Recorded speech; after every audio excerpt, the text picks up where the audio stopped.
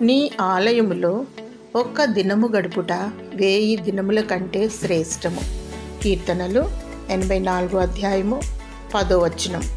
దేవుని ఆలయములో, మందిరములో సమయము గడుపుట ఎంతో శ్రేష్టం. ఎందుకనగా సృష్టికర్త అయిన జీవము గల దేవుని కలుసుకునే అనుభూతి, దేవునితో గడిపే క్షణాలు ఎంతో మధురమైనవి.